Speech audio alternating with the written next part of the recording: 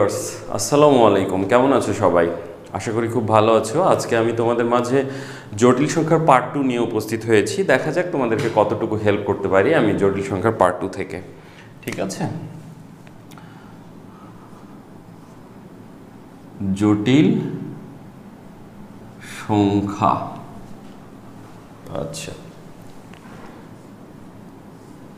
তো দেখো, গতদিন আমি তোমাদের সাথে আলোচনা করেছিলাম জাস্ট সিরিজ মানে আই নিয়ে, তাই না? তো আজকে আলোচনা করব আমরা মডুলাস নিয়ে। কি নিয়ে? মডুলাস।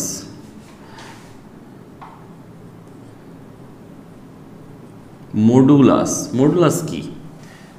একটা সংখ্যা রেখা, শূন্য বা অনির্দেশক বিন্দু আমরা বলতে পারি, বা যেটা মানে মূল বিন্দু আর কি, অরিজিন 1, এদিকে গেলে কি বাস্তব 2, 3, এদিকে 4, এদিকে -1, -2, -3 বা -4। তো আমরা যদি এই 0 থেকে 4 এর দূরত্ব বলি তাহলে সেটাকে প্রকাশ করে থাকি মোড অফ 4 বা ইকুয়াল টু 4। 0 থেকে -4 এর দূরত্ব বলি তাহলে কি লিখি? -4 ইজ ইকুয়াল টু 4। বিষয় হচ্ছে এটা। তার মানে এখানে যেটা বলা হচ্ছে, যে বিষয়টা তোমার আসছে ক্লিয়ারলি, যে মডুলাস কাকে বলে। মডুলাস হচ্ছে প্রসঙ্গ কাঠামোর মূলবিন্দু থেকে, অর্থাৎ এভাবেই বলি, যে আমি একটু ভাষা দিয়েই বলি, প্রসঙ্গ কাঠামোর মূল বিন্দু হতে সংখ্যা নির্দেশক বিন্দুর মধ্যবর্তী দূরত্বকে কি বলে? মডুলাস বলে।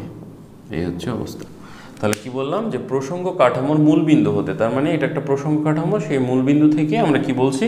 সংখ্যা নির্দেশক, দ্যাট মিনস 4, তার দূরত্ব কি বলা হচ্ছে? মডুলাস বলে। অথবা 0 থেকে -4 এর দূরত্ব কত বলছি? 4। যেহেতু নেগেটিভ হয় না, তাহলে মডুলাস অলওয়েজ কি হবে? দূরত্ব, দ্যাট মিনস পজিটিভ, তাই না?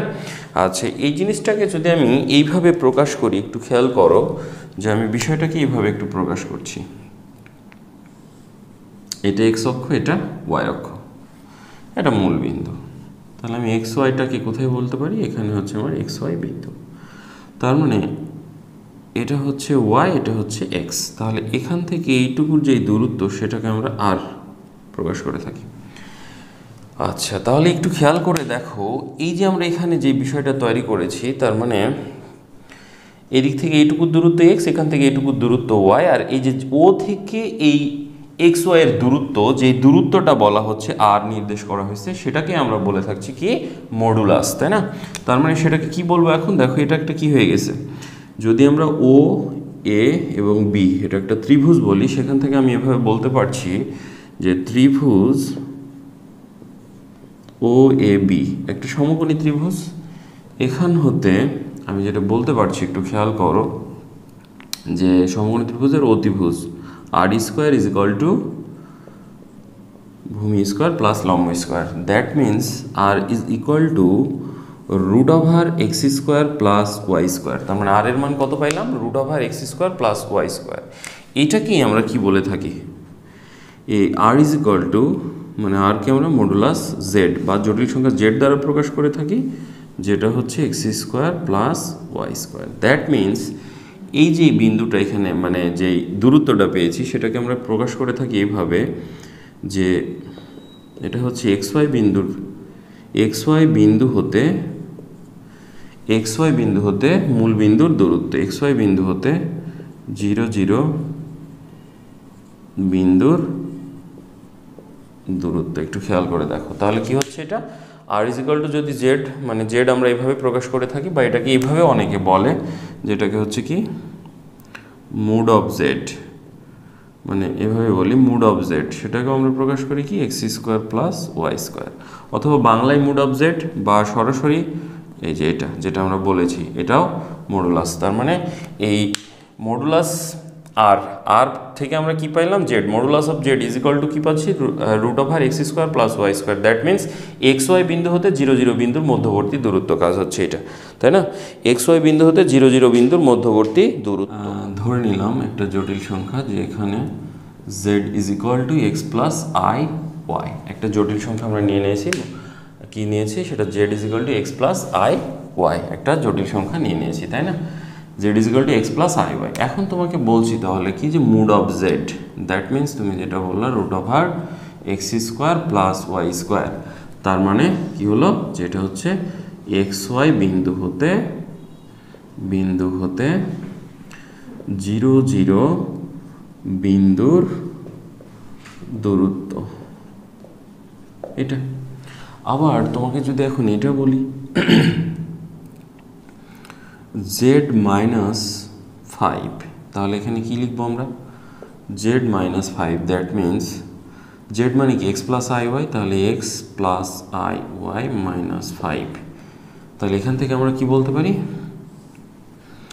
বাস্তবগুলোকে একদিকে নিব, তাহলে এক্স মাইনাস 5 তার হচ্ছে হোল স্কোয়ার, আর অবাস্তব হচ্ছে ওয়াই এটা। তাহলে এখানে আমরা এটা বলতে পারি যে 5 0 বিন্দু হতে 0 0 বিন্দুর দূরত্ব, এই হচ্ছে অবস্থা। আবার আমরা এটাও নিতে পারি, দেখো জেড প্লাস 5, তাহলে ইজ ইকুয়াল টু কি হচ্ছে এক্স প্লাস আই ওয়াই আর প্লাস হচ্ছে 5, that means root over x plus 5 whole square plus y square is equal to, তাহলে এখানেও কি পাচ্ছ তুমি, এটা হচ্ছে মাইনাস 5 0 বিন্দু হতে 0 0 বিন্দুর দূরত্ব, বলতে পারছো? তাহলে আমরা এইভাবে যে কোনো মডুলাস নির্ণয় করতে পারছি। আবার যদি তোমাকে এইভাবে দিই, আর একটা দেখো জেড -4, আচ্ছা জেড -5 প্লাস 4i এটা দিলাম, তাহলে এটা কি হবে, জেড -5, আচ্ছা মাইনাস দিয়েই দিই, সবই মাইনাস থাকুক, তাহলে তোমার প্লাসে মাইনাসে একটু ঝামেলা কম হবে। তাহলে জেড -5 -4i, তাহলে এটা কি হচ্ছে রুট ওভার বাস্তব, আচ্ছা তার সরি আগে আমি মানটা একটু বসিয়ে নিই। তাহলে জেডের মান কত, এক্স প্লাস আই ওয়াই আর -5 -4i এটা আসলো। এটা সমান সমান আবার কি বলতে পারি আমরা, এদিকে আসি, এটা বলতে পারছি এক্স -5 এদিকে নিলাম আর প্লাস আইকে একদিকে নিলে ওয়াই -4 এদিকে নিলাম, তাহলে এটা সমান সমান কি বলতে পারছো, রুট ওভার তোমার হচ্ছে x -5 whole square plus y -5 তার উপর 5 বলছি, এটা হলো 4, y -4 whole square, that means তোমার হচ্ছে 5 4 বিন্দু হতে 0 0 বিন্দুর কি পাচ্ছি আমরা, দূরত্ব পাচ্ছি, কাজ হচ্ছে এটা। তাহলে এখানেও দেখো আমরা কি বললাম, জেড -5 -4 এত বিন্দু হতে এত বিন্দুর দূরত্ব। তাহলে এই টাইপের যে কোনো তোমাকে যদি জটিল সংখ্যা দিয়ে তার মডুলাস নির্ণয় করতে বলে, তুমি খুব সহজেই সেটার মডুলাস নির্ণয় করে ফেলতে পারছো। তোমাকে একটা প্রশ্ন দিলাম, Z -3 is equal to Z -5, ইহা কি নির্দেশ করে, আচ্ছা মানে এর সঞ্চারপথটা কি নির্দেশ করে। আচ্ছা একটু খেয়াল করো, এখানে আমরা সরাসরি যে বিষয়টা বলতে পারছি সেটা হচ্ছে একদিকে আসছে কত 3 0 আর একদিকে আসছে কত তোমার হচ্ছে 5 0, তাই না? এই হচ্ছে অবস্থা। তার মানে আমি যদি এভাবে একটা ফিগার তৈরি করি, এখানে যদি আমি বলি এটা হলো 3 0, তাহলে এটা 4, এটা হলো 5, দ্যাট মিনস 5 0। 3 0 আর 5 0 ঠিক মাঝখান দিয়ে যদি আমি একটা রেখা নির্ণয় করি এবং এগুলোতে যদি একটা কি এভাবে বিন্দু দিয়ে আমি রেখা তৈরি করলাম, খেয়াল করো,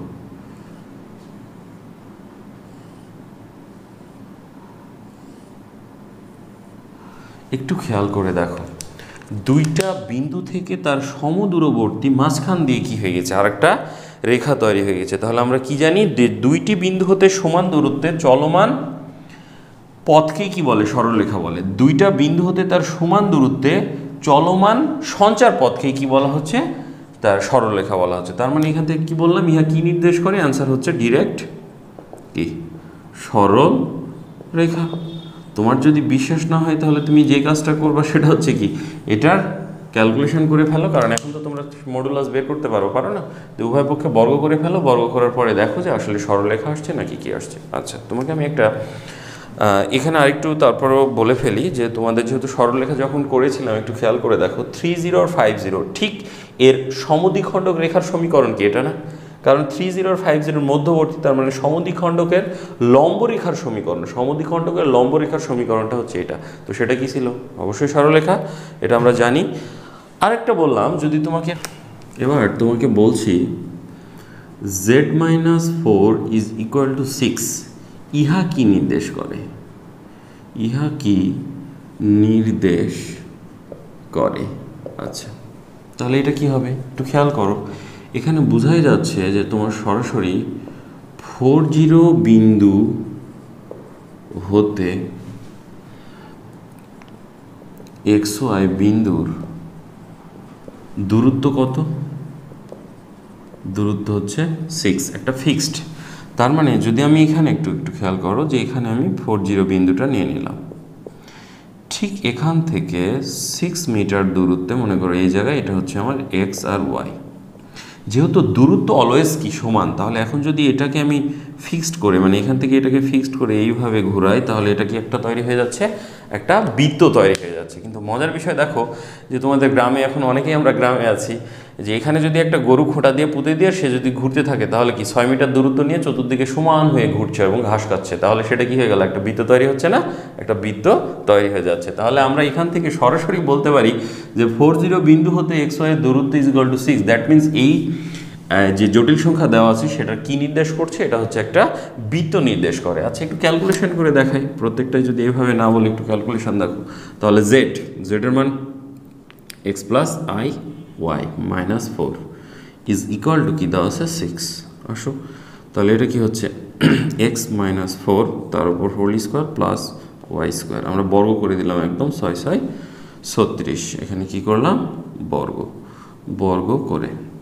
তাহলে এবার খেয়াল করো, এর মডুলাস নিলাম, তাহলে এটা হচ্ছে কি এক্স স্কোয়ার মাইনাস 4 দুগুণ 8x প্লাস হচ্ছে 4 4 16 প্লাস হচ্ছে y square is equal to 36। তাহলে কি হচ্ছে x square plus y square minus 8x আর 36 আর 16 বাদ দিলে কত হচ্ছে 20, তার মানে মাইনাস 20। আচ্ছা, তাহলে তুমি একটু খেয়াল করে দেখো তো আমাদের বৃত্তের সমীকরণটা কি ছিল? আমাদের বৃত্তের সমীকরণ ছিল এক্স স্কোয়ার এবং ওয়াই স্কোয়ারের সহগ দুটো কী হবে, সমান হবে। তাহলে বৃত্তের সমীকরণ হচ্ছে এক্স স্কোয়ার আর ওয়াই স্কোয়ারের সহগ দুটো সমান এবং এক্স ওয়াই পদ অনুপস্থিত, একসঙ্গে এক্স ওয়াই থাকতে পারবে না। এখানে কি এক্স ওয়াই আছে? তাহলে এটা কি একটা বৃত্তের সমীকরণ। আচ্ছা, এরকম আরও বলতে পারবো। আরেকটা সমীকরণ দিলাম, তাহলে z-3 আর নিচে দিচ্ছি z-5 ইজ ইকুয়াল টু 3 দিয়ে বলছি ইহা কি নির্দেশ করে। তাহলে এটাও ক্যালকুলেট করো, তাহলে কি হবে, উপরে x plus i y minus 3 আর নিচে হচ্ছে x plus i y minus 5 is equal to 3। এ হচ্ছে অবস্থা। এখান থেকে আমি বলতে পারি উপরে হচ্ছে x minus 3 whole square plus y square, নিচে হচ্ছে আমার x minus 5 whole square plus হচ্ছে y square is equal to 3 3 9 বর্গ করে দিলাম।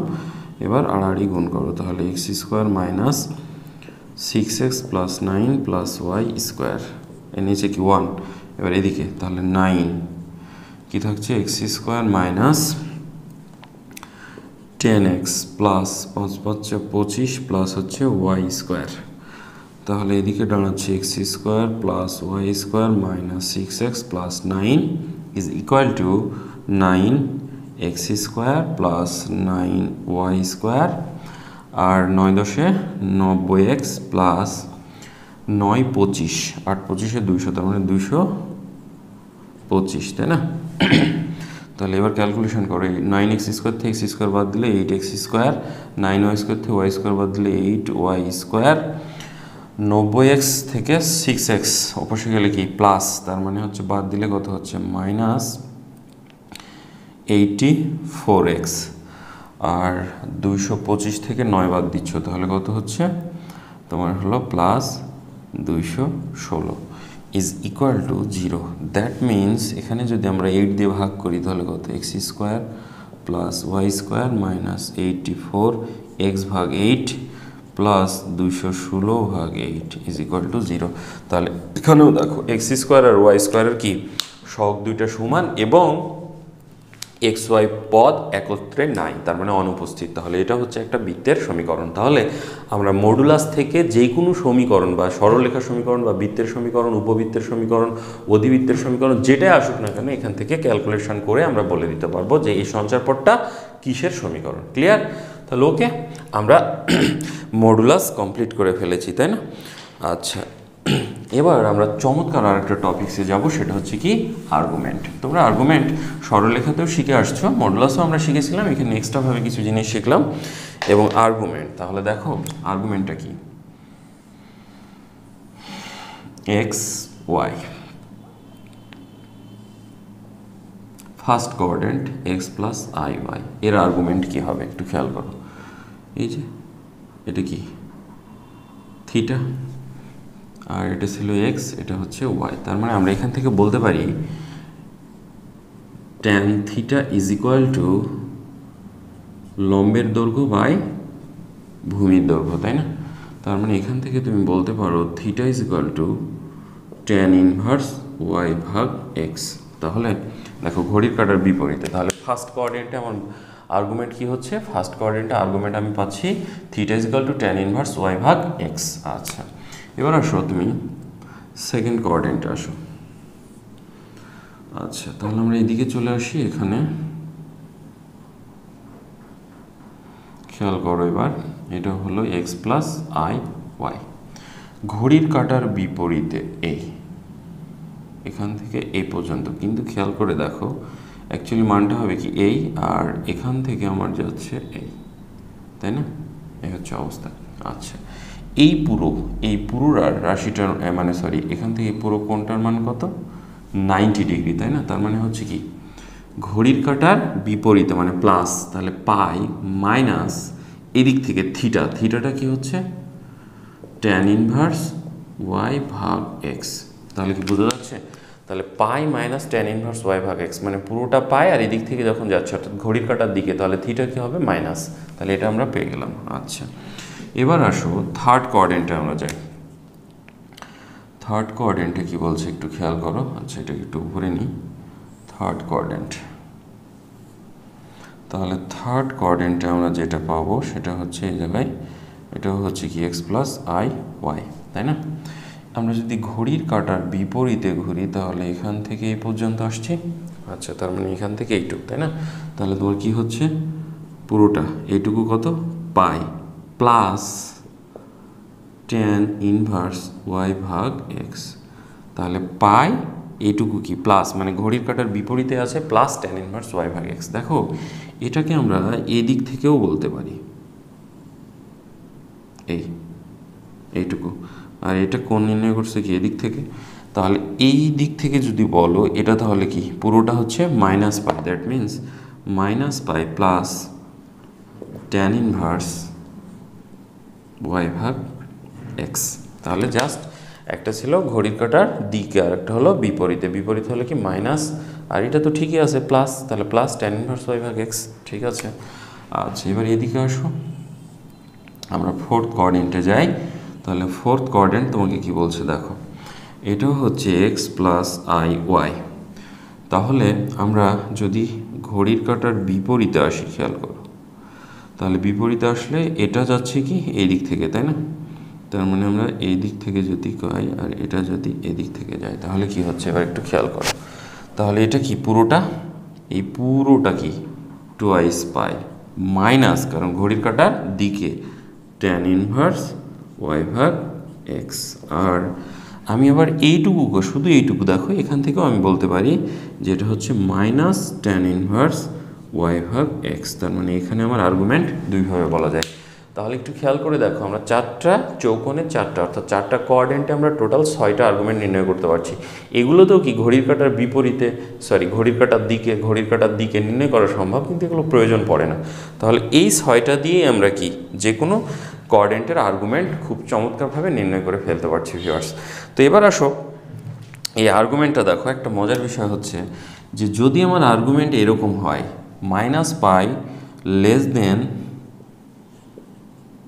পাই, মাইনাস পাই থেকে প্লাস পাইয়ের মধ্যে হয়, তাহলে যেটা হবে মাইনাস পাই থেকে বড় এবং প্লাস পাই পর্যন্ত, তাহলে সে আর্গুমেন্টকে বলা হয় মুখ্য আর্গুমেন্ট। কি আর্গুমেন্ট? মুখ্য আর্গুমেন্ট। সে আর্গুমেন্টকে কি বলা হচ্ছে? মুখ্য আর্গুমেন্ট। তাহলে এটা হচ্ছে মুখ্য আর্গুমেন্ট। কোথাও যদি আমার মানে তোমার কি আর্গুমেন্ট নির্ণয় করতে হবে, এই কথাটা যদি কি মানে জাস্ট কোনো আর্গুমেন্টের কথা উল্লেখ না করে, তাহলে সরাসরি আমরা কি পড়ব, এটা একটা, এটা একটা, এখানে হচ্ছে এটা একটা, এখানে হচ্ছে এটা একটা, এই চারটা আমরা চমৎকারভাবে নির্ণয় করে ফেলতে পারবো। আর যদি বলা থাকে তাহলে কি হবে, এগুলো আমরা বাকি দুইটাও নির্ণয় করতে পারবো, মানে টোটাল 6টা এখান থেকে নির্ণয় করতে পারবো। তাহলে তোমাকে বলছে কি মূলত কি, যে তোমার এখানে যেটা হচ্ছে কি তোমার আর্গুমেন্ট নির্ণয় করতে বলছে, তাহলে যে কোনো 6টা মানে এই কোঅর্ডিনেটে 2টা আর্গুমেন্ট নির্ণয় করতে পারছো, এখানে 2টা, এখানে 2টা, আর এখানে হচ্ছে একটা একটা করে, তোমাকে টোটাল 6টা আর্গুমেন্ট নির্ণয় করতে পারছো। ঠিক আছে, তোমাকে যদি মুখ্য আর্গুমেন্ট বলে তাহলে মাইনাস পাই থেকে পায়ের মধ্যে যে আর্গুমেন্টগুলো পড়ছে সেগুলো হচ্ছে আমার কি মুখ্য আর্গুমেন্ট। এবার তোমাকে দেওয়া হলো এরকম একটা, দেখো এখানে এক্স অক্ষ, x dash, y, y dash, এ হচ্ছে অবস্থা। এদিকে আমরা বাস্তব অ্যাক্সিস বরাবর এক্স অক্ষের মানে এক্স অক্ষের বাস্তব দিকে কি 1 2 3 এখানে 4 নিলাম। এই 4 এই বিন্দুটা দিয়ে বলছি, এই বিন্দুটার তোমাকে আমি বলছি যে এই বিন্দুটা এক্স অক্ষের সঙ্গে কত ডিগ্রি কোণ উৎপন্ন করেছে, কত ডিগ্রি কোণ। তাহলে তুমি কি কোণটাই হচ্ছে আর্গুমেন্ট, তাহলে সরাসরি এই 4 এর আর্গুমেন্ট কত বলছো, 0 ডিগ্রি বা 0 রেডিয়ান যেটাই বলো, কারণ এক্স অক্ষের ধনাত্মক দিকের সহিত এইটা, তার মানে এই অক্ষে বরাবরই কত তৈরি করছে, আর্গুমেন্ট হচ্ছে 0 ডিগ্রি। আচ্ছা এবার আসো, এখানে আমার কি আই, এটা হলো 2i, এটা হলো 3i, এদিকে হচ্ছে -1 -2 -3, এদিকে -i -2i -3i। আচ্ছা এবার তুমি খেয়াল করে দেখো যে যখনই আমি এক্স অক্ষের ধনাত্মক দিক থেকে আই বরাবর যাচ্ছি, কি বরাবর যাচ্ছি, আই বরাবর যাচ্ছি, তাহলে তার আর্গুমেন্ট কত হচ্ছে। আচ্ছা তার আগে আরেকটা বিষয় করি, যেহেতু আমরা এখানে একটা জিনিস পেয়ে গেছি, দেখো যে তোমার হচ্ছে যে কোনো ধনাত্মক সংখ্যার আর্গুমেন্ট কি বলতে পারছি, যে কোনো ধনাত্মক সংখ্যার আর্গুমেন্ট, সংক্ষেপে লিখলাম, এটা হচ্ছে 0 ডিগ্রি। এই যে 4 3 5 যাই নাও না কেন তার আর্গুমেন্ট কত, 0 ডিগ্রি। আচ্ছা তাহলে এবার আসো, যে কোনো ঋণাত্মক সংখ্যার আর্গুমেন্ট কত হচ্ছে, খেয়াল করো, এক্স অক্ষের ধনাত্মক দিকের সহিত, তাহলে এইটুক আর্গুমেন্ট কত, ঋণাত্মকের আর্গুমেন্ট হচ্ছে 180 ডিগ্রি মানে পাই। আবার আমি যদি বলি এভাবে, যে কোনো, এটাকে আমরা এআই দ্বারা প্রকাশ করি, এআই অর্থাৎ ওয়াই অক্ষের মানে অবাস্তব অক্ষের মানে পজিটিভ দিকে যাচ্ছি, এ হচ্ছে অবস্থা এআই, যেখানে অবশ্যই a>0, যে এর এত জটিল সংখ্যার আর্গুমেন্ট, তাহলে এই জটিল সংখ্যার আর্গুমেন্ট কত, এখানে দেখো π/2। আচ্ছা তাহলে এবার যদি আমি এভাবে বলি, যে কোনো এআই মাইনাস, এটা হচ্ছে -i, যেখানে এটাও a>0, এটা কি হচ্ছে জটিল সংখ্যার আর্গুমেন্ট ইজ ইকুয়াল টু, কোন দিকে যাচ্ছি, মাইনাসের দিকে, এইদিকে অর্থাৎ নিচের দিকে যাচ্ছে, আর এর মানটাকে অলওয়েজ বড় হবে। আচ্ছা তাহলে তার আর্গুমেন্ট কত হচ্ছে, এখান থেকে এইটুক, তাহলে এটা চলে আসছে, তাহলে এখানে কত আসছে, এটা হচ্ছে আমার 3π/2, তাই না, 3π/2, বা এদিক দিয়েও তুমি বলতে পারো, বা কি হচ্ছে -π/2, 3π/2 বা -π/2 এটাও বলা যায়। তাহলে আমরা এখানে আরও 4টা আর্গুমেন্ট খুব চমৎকারভাবে শিখে ফেলেছি। সেই 4টা আর্গুমেন্ট কী কী দেখো একটু, সেই 4টা আর্গুমেন্ট হচ্ছে, যে কোনো ধনাত্মক সংখ্যার আর্গুমেন্ট আমি বলতে পারছি 0, যে কোনো ঋণাত্মক সংখ্যার আর্গুমেন্ট বলতে পারছি কি পুরোটাই 180 ডিগ্রি, যে কোনো এআই মানে জটিল সংখ্যার অর্থাৎ কোন দিকে, বাস্তব অর্থাৎ অবাস্তব অক্ষের পজিটিভ দিকে, তার আর্গুমেন্ট কত, মানে আই এর আর্গুমেন্ট সোজা বাংলায় বলা হচ্ছে কত, π/2। আর যে কোনো এআই দ্যাট মিনস মাইনাসের দিকে যাচ্ছি এবার, তাহলে সেটার আর্গুমেন্ট কি 3π/2 বা -π/2। তাহলে এই আর্গুমেন্টটা আমরা খুব চমৎকারভাবে বলে ফেলতে পারি। তার মানে আই এর আর্গুমেন্ট আমরা কি শিখলাম, তাহলে এখানে যেটা পাচ্ছি যে অতএব আই এর আর্গুমেন্ট, আয়ের আর্গুমেন্টটা কত, সরি π/2, কত পেলাম π/2 আয়ের। তাহলে তোমাকে যদি বলা হয় আই স্কোয়ার এর আর্গুমেন্ট কত হবে, তাহলে হচ্ছে কি 2π/2। একটু খেয়াল করো, আই স্কোয়ার তার মানে কি মাইনাস, মানে এটা 2 × π/2। তার মানে তোমাকে যদি বলা হতো আই কিউবের আর্গুমেন্ট কত, তাহলে তুমি বলতো 3 × π/2। তার মানে তোমাকে যদি বলতাম i⁴ এর আর্গুমেন্ট কত, তাহলে বলতা কি 4 × π/2। তার মানে ড্র i⁴n এর আর্গুমেন্ট কত, তাহলে সরাসরি n × π/2। তাহলে যে কোনো সংখ্যক আয়ের পাওয়ার যদি থাকে তার আর্গুমেন্ট আমরা খুব সহজেই বের করে ফেলতে পারছি যে আয়ের এত এর আর্গুমেন্ট কত, তাহলে বলছি n × π/2। তার মানে i⁴100 এর আর্গুমেন্ট কত, 100 × 90 ডিগ্রি। কাজ হচ্ছে এটা, ওকে। আচ্ছা এবার আসো, তাহলে আমরা এখানে একটা জিনিস ক্লিয়ার হয়ে গেছি, সেটা হচ্ছে এবার দেখো খুব মজার একটা জিনিস আমরা এবার করব, সেটা হচ্ছে এখানে আমি যদি এভাবে তোমাকে বলি আর্গুমেন্ট অফ আই, কি বলি যে এখানে তোমাকে বললাম আর্গুমেন্ট অফ আই মানে এটার, তাহলে কত π/2। তাহলে এবার যদি তোমাকে বলা হয় আর্গ অফ আই স্কোয়ার, তাহলে এটা, তাহলে তুমি লিখবা কি, এখানে এভাবে বলতে পারি তোমার হচ্ছে 2 আর্গ অফ আই, এটা বলতে পারি। তার মানে 2 × π/2 এটা বলতে পারি। বা যদি আর্গ অফ আই কিউব বলি, তাহলে খেয়াল করো 3 × আর্গুমেন্ট অফ আই, তার মানে 3 × π/2 এটাও বলতে পারছি। তাহলে এবার একটু খেয়াল করো, আমরা একটু ছোটোবেলায় ফিরে যাই, দ্যাট মিনস 9-10-এ ফিরে যাই। কী করবো 9-10-এর, দেখা যাক। দেখো এবার এটা নিয়ে আসো।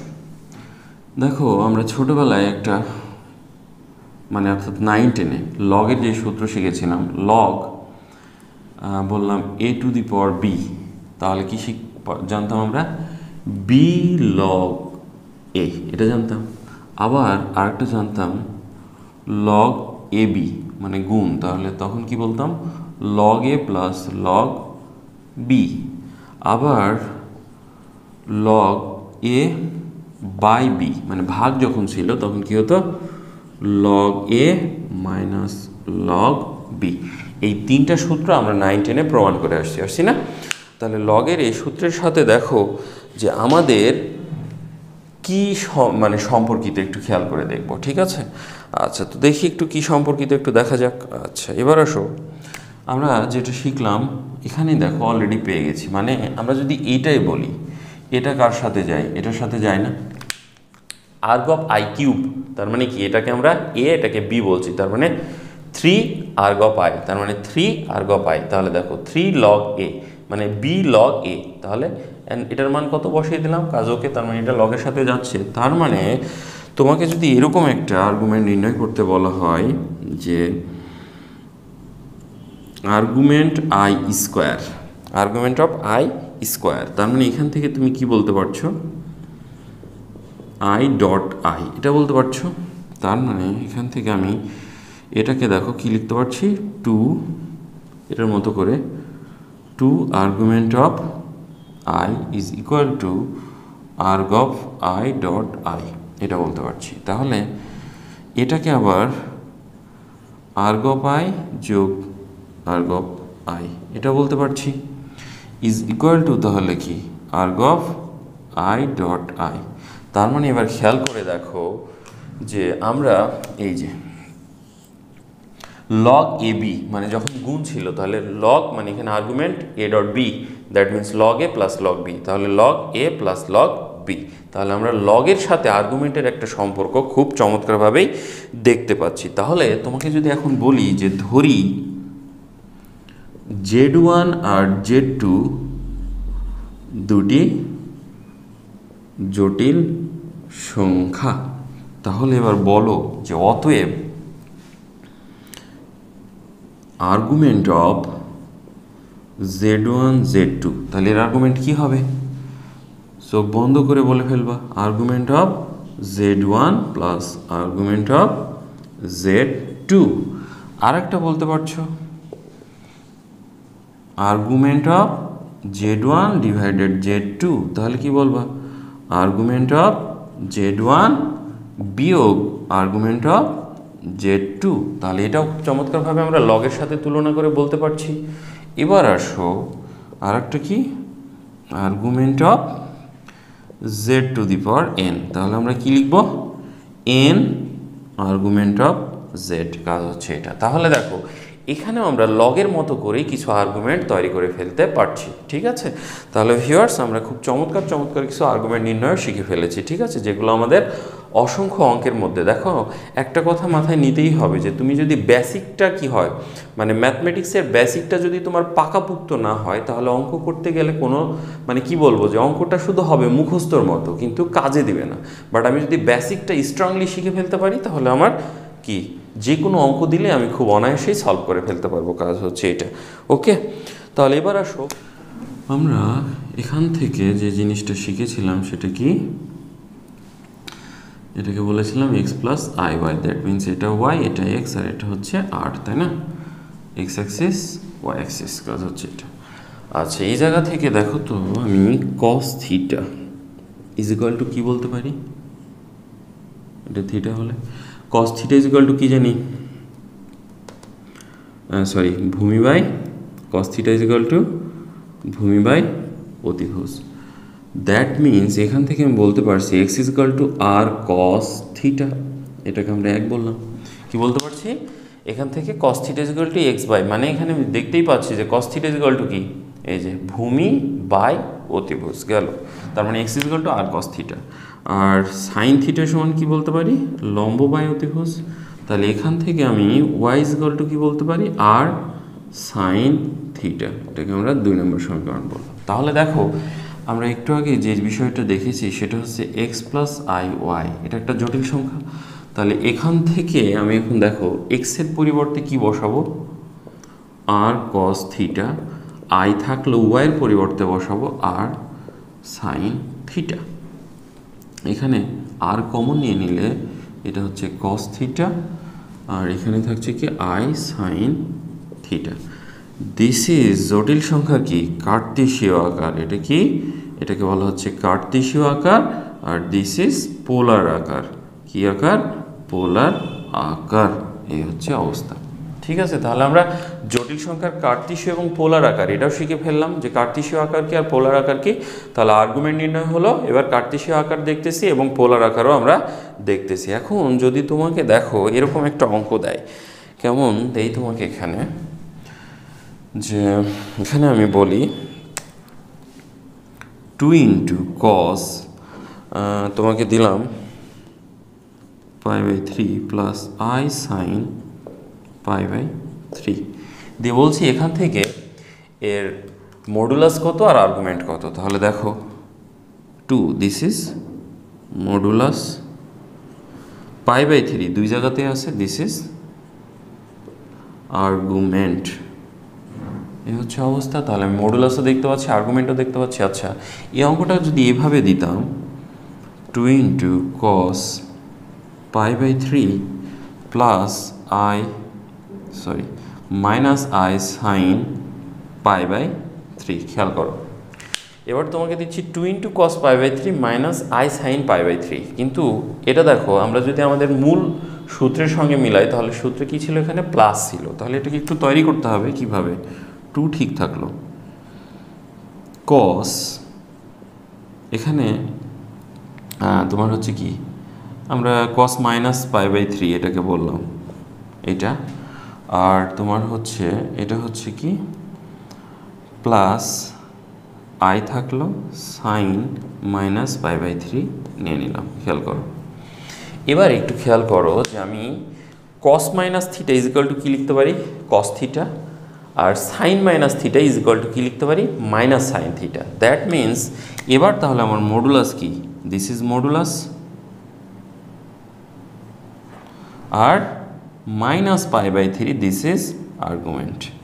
তাহলে আমরা এই অবস্থাতেও যদি থাকে অথবা এই অবস্থাতেও থাকে তার মডুলাস এবং তার আর্গুমেন্টও খুব চমৎকারভাবে বের করতে পারবো, ঠিক আছে।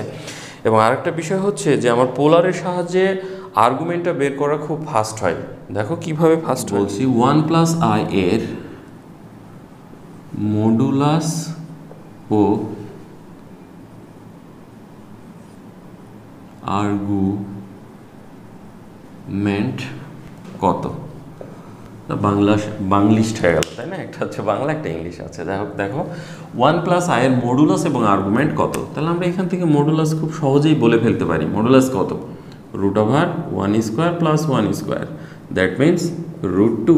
তাহলে মডুলাসটা কত? √2। তাহলে আর্গুমেন্টটা কিভাবে পাওয়া যায়? আচ্ছা একটু খেয়াল করো, 1 + i = এখানে আমি মডুলাস কত পেয়েছি? √2। এই 1/√2টা নিয়ে নিলাম, সরি এখানে 1/√2টাকে আমি কমন আকারে নিচ্ছি। তার মানে এখানে 1/√2 + i × 1/√2। একটু খেয়াল করো, √2, তাহলে তুমি যদি কমন নাও 1/√2, এই √2 সাথে কেটে গেলে এটা 1, এটা i, তার মানে এটা ঠিক আছে, তাই না? আচ্ছা তাহলে এখন একটু খেয়াল করো, √2 ঠিক আছে। 1/√2 cos কত ডিগ্রির মান? 45 ডিগ্রির মান, তাই না? তাহলে cos π/4, মানে ডিগ্রিটা সমান নিতে হবে, i sin π/4। তাহলে এখান থেকে এবার কি modulus, this is modulus, this is argument,